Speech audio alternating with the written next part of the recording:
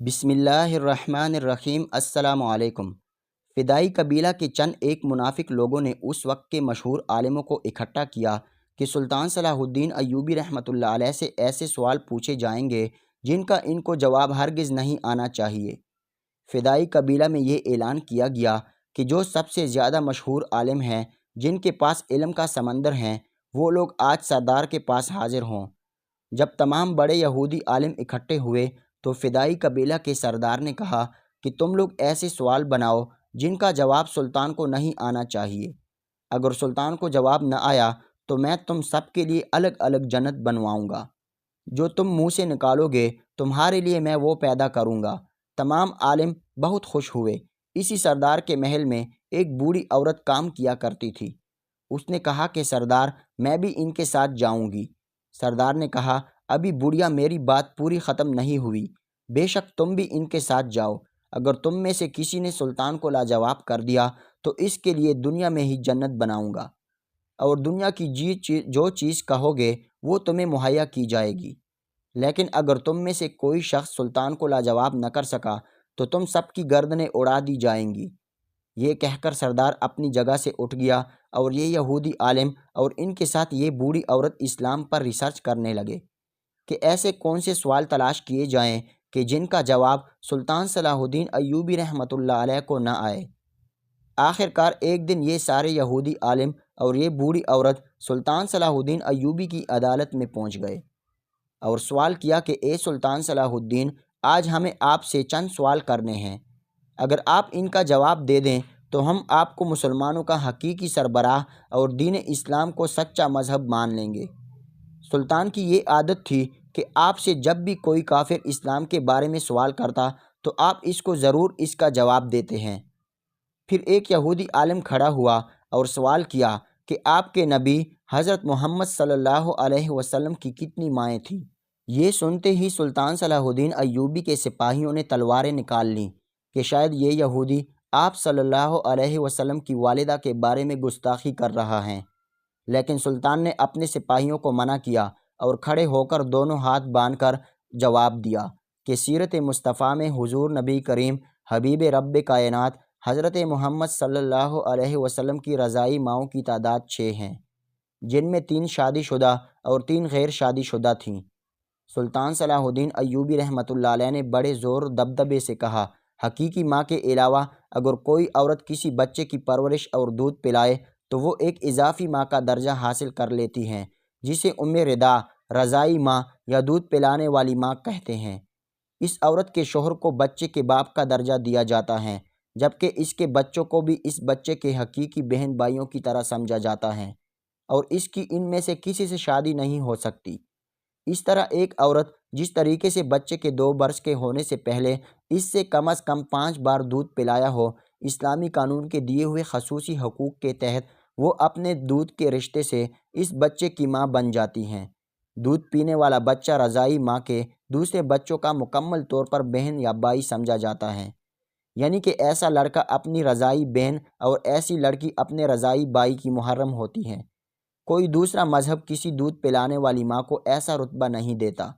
حضور صلی اللہ علیہ وسلم کے رضائی بھائیوں کی تعداد 5 جبکہ رضائی بہنوں کی تعداد 2 تھی۔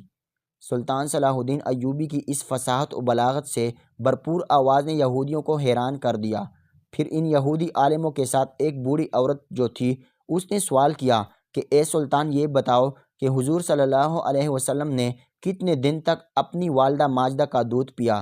جب بوڑھی نے یہ سوال پوچھا تو یہودی عالم بڑے خوش ہوئے کہ یقیناً اس کا جواب سلطان کو نہیں آئے گا، اور اس بوڑھی عورت نے بھی اسی لیے یہ سوال پوچھا کہ اس کا جواب تو کیا سلطان کے وہم و گمان میں بھی نہ ہوگا۔ پھر اچانک سلطان صلاح الدین ایوبی رحمۃ اللہ علیہ کی ایک رعب والی آواز گونجی۔ سلطان نے نہایت ادب و احترام سے کہا کہ اس کے بارے میں 3 مختلف روایات ہیں۔ پہلی روایت تو یہ ہے کہ 7 روز تک والدہ ماجدہ نے دودھ پلایا۔ دوسری روایت کے مطابق 4 روز تک آپ کی والدہ ماجدہ نے آپ حضور صلی اللہ علیہ وسلم کو دودھ پلایا۔ سیرت حلبیہ میں ہے کہ آپ صلی اللہ علیہ وسلم کو آپ کی والدہ ماجدہ نے 9 دن تک دودھ پلایا۔ حضور اکرم صلی اللہ علیہ وسلم کو والدہ کے بعد جس عورت نے سب سے پہلے دودھ پلایا وہ حضرت صوبیہ تھی۔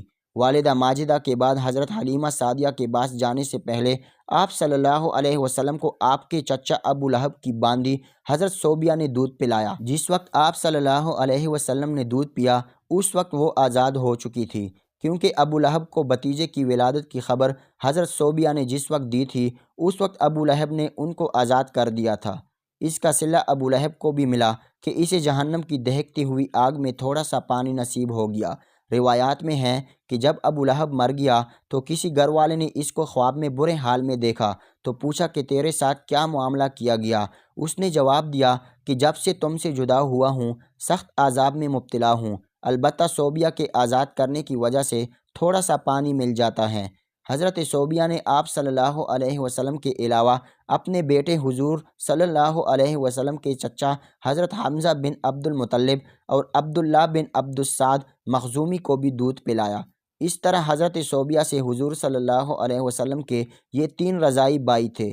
بعض حضرات کا کہنا ہے کہ یہ مسلمان نہیں تھی، اور بعض حضرات نے ذکر کیا ہے کہ نبی اکرم صلی اللہ علیہ وسلم کو جس خاتون نے بھی دودھ پلایا وہ مشرف با اسلام ہوئی۔ حضور اکرم صلی اللہ علیہ وسلم جب مکہ سے مدینہ ہجرت فرما گئے تو حضرت صوبیہ مکہ ہی میں رہی۔ نبی کریم صلی اللہ علیہ وسلم مکہ جانے والے کے ہاتھ خصوصی طور پر حضرت صوبیہ کے لیے تحائف بھیجا کرتے تھے۔ غزوہ خیبر کے بعد 7 ہجری میں حضور صلی اللہ علیہ وسلم کو اپنی پہلی رضاعی والدہ حضرت صوبیہ کے انتقال کی خبر ملی تو آپ غمزدہ ہو گئے۔ اس موقع پر خبر پہنچانے والے سے حضور اکرم صلی اللہ علیہ وسلم نے پوچھا کہ حضرت صوبیہ کے بیٹے اور میرے رضاعی بھائی مسعود کا کیا حال ہے؟ آپ کو یہ بتایا گیا کہ مسعود تو حضرت صوبیہ سے پہلے ہی وفات پا چکا ہے اور اب ان کا کوئی باقی نہیں رہا۔ عربوں میں رواج تھا کہ نئے پیدا ہونے والے بچے کو خالص عربی زبان سیکھنے اور دیہات کی پاک و صاف آب و ہوا میں مخلوط تہذیب سیکھنے کے لیے کسی گاؤں میں بھیج دیا جاتا۔ شرفائے عرب میں جاری اسی دستور کے مطابق بنو سعد کی عورتیں شیرخوار بچوں کو مکہ آ کر تلاش کرتی اور مخصوص اجرت و معاوضہ حاصل کرنے کی غرض سے انہیں لے کر جاتی۔ جس سال نبی اکرم صلی اللہ علیہ وسلم کی ولادت بسعادت ہوئی تو حسب رواج بنو سعد کی خواتین مکہ آئی، جن میں حضرت حلیمہ سعدیہ بھی شامل تھی۔ تمام خواتین نے آپ صلی اللہ علیہ وسلم کے گھر کی خستہ حالت اور آپ کی یتیمی کو دیکھ کر انکار کیا تو حضرت حلیمہ سعدیہ نے اللہ سے برکت کی امید لگا کر اس یتیم کو لے لیا، جو در حقیقت یتیم نہیں بلکہ در یتیم تھے۔ اس مولود کے مبارک ہونے کا احساس حضرت حلیمہ اور ان کے شوہر کو اسی وقت سے ہونا شروع ہو گیا جس وقت انہوں نے ان کو گود لیا۔ چنانچہ اگلے دن ہی ان کے شوہر نے اپنے احساسات کا ان الفاظ میں اظہار کیا: اے حلیمہ، خوب جان لو، بے شک تم نے ایک بہت ہی مبارک اور بابرکت بچے کو لیا ہے۔ یوں حضرت حلیمہ حضور اکرم صلی اللہ علیہ وسلم کی دوسری رضاعی ماں بنی۔ حضرت حلیمہ قبیلہ حوازن کی شاخ بنو سعد سے تعلق رکھتی تھی اور آپ کے شوہر حارث بھی اسی قبیلے کے تھے۔ حضور کے علاوہ حضرت حلیمہ نے اپنے بیٹے عبداللہ، اپنی 2 بیٹیوں انیسہ اور حذیفہ جیسے شیمہ بھی کہا جاتا ہے، اور ابو سفیان بن الحارث بن عبد المطلب کو بھی دودھ پلایا۔ حضرت حلیمہ سعدیہ نے آپ صلی اللہ علیہ وسلم کو 2 سال تک دودھ پلایا۔ مدت رضاعت مکمل ہونے پر دودھ چھڑا کر حسب معاہدہ آپ کو مکہ لے کر تو آ گئی، لیکن ان کی تمنا تھی کہ اس مبارک مولود کو کچھ دنوں مزید رکھنے کی سعادت مل جائے۔ ادھر جب مکہ پہنچی تو معلوم ہوا کہ مکہ میں وبا پھیلی ہوئی ہے، تو ان کی گزارش پر آپ کی والدہ اور دادا نے ان کی گزارش کو قبول کرنا ہی بہتر سمجھا۔ اس طرح آپ صلی اللہ علیہ وسلم دوبارہ حضرت حلیمہ کے پاس ہی رہے اور 4 سال کی عمر تک آپ صلی اللہ علیہ وسلم ان کے پاس ہی رہے۔ 4 سال کی عمر میں وہ آپ کو والدہ ماجدہ حضرت آمنہ کے پاس لے کر آ گئی۔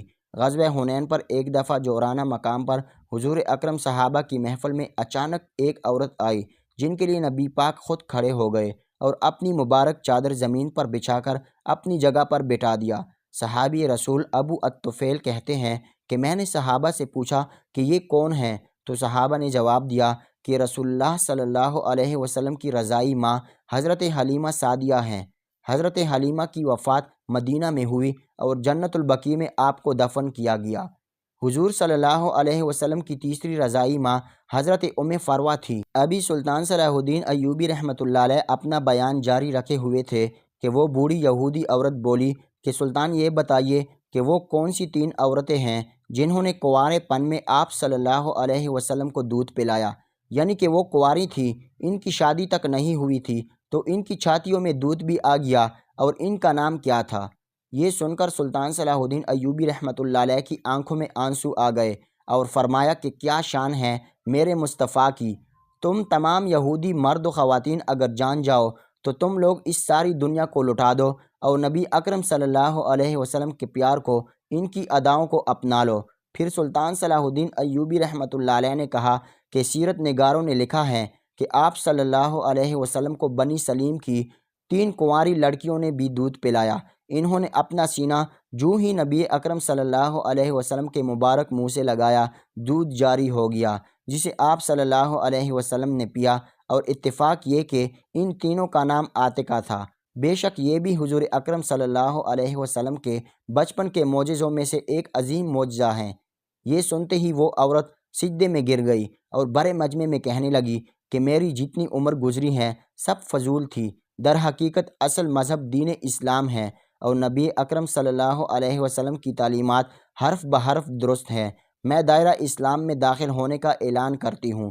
یہ سنتے ہی وہ تمام یہودی عالم جو اس بوڑھی عورت کے ساتھ آئے تھے، انہوں نے بھی اسلام قبول کر لیا، اور سلطان کے سامنے بڑے مجمع میں کہنے لگے کہ آپ سب لوگ گواہ ہو جاؤ کہ ہم دائرہ اسلام میں داخل ہوتے ہیں، اور سلطان نے انہیں کلمہ پڑھایا تو ایک یہودی عالم بولا کہ اگر فدائی قبیلے کا سردار ہماری گردنیں اڑا بھی دے تو اب ہمیں پرواہ نہیں، چونکہ ہماری زبان پر یہ کلمات ادا کرتے ہی ہمیں وہ سکون میسر ہوا جو ساری زندگی کبھی نہیں ہوا۔ آج ہم محمد کے نام پر گردنیں کٹانے کو تیار ہیں۔